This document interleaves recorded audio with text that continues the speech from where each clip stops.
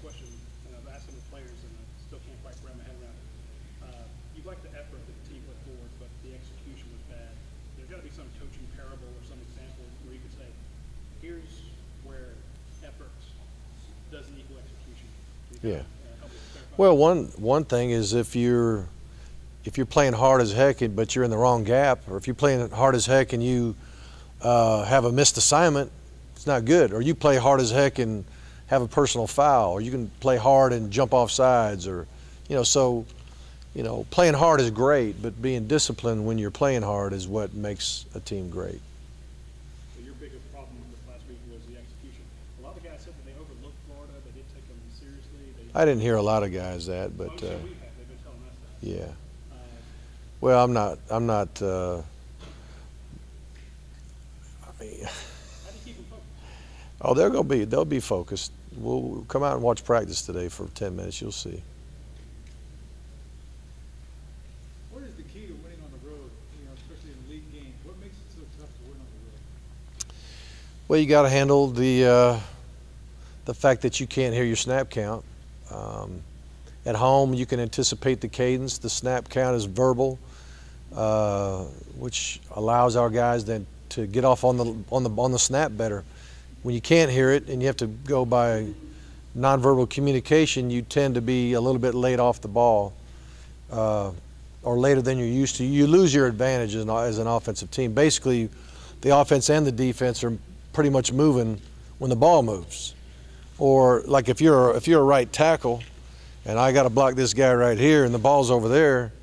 If I watch the ball and I see it move, and then I turn my head, I'm losing it. So a lot of times I'm losing my man. So a lot of times you got to just watch your guy and then make your move off of him. So now all of a sudden he has an advantage when it should be the offense. So that's a big part of it. And then, if something goes well for the other team, their crowd's going to respond to that, and you got to be able to just, put that out of your mind and do your job. I mean, the big thing is just to focus on your responsibility and execute well.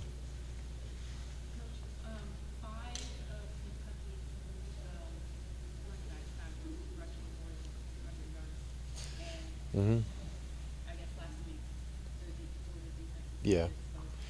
They've actually got 4 running backs that have got over 200 yards, and then their quarterbacks actually rush for 200 yards as well. And but they're averaging about 150 yards a game rushing, and they're throwing the ball about 250, somewhere in that area. They're just a little bit over 400 yards a game.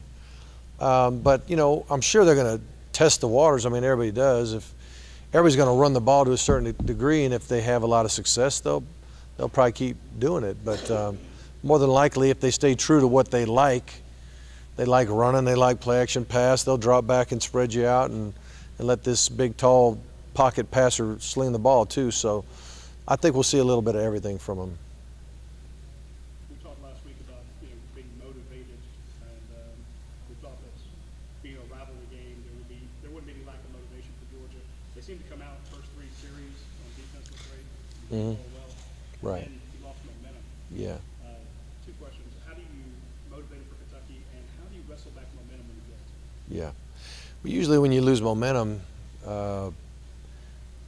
somebody needs to make a play. You need to, score a touchdown, have a big run, get a sack, get a pick, or just, get a 3 and out, drive the field, even if it's methodical, 8-play drive, 10-play drive for a touchdown.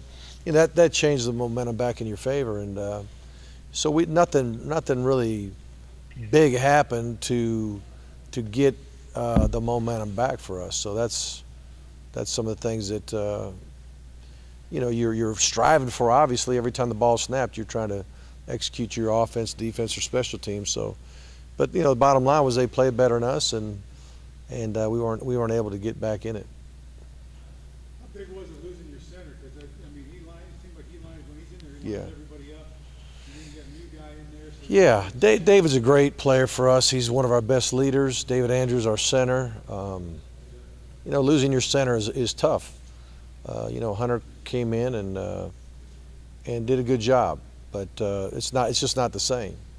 You work hard to get all 5 linemen to be in sync, and And when you have your center who's been starting for a couple years, I guess his third year now starting, you know, guys get used to that, and he provides leadership and just good solid play.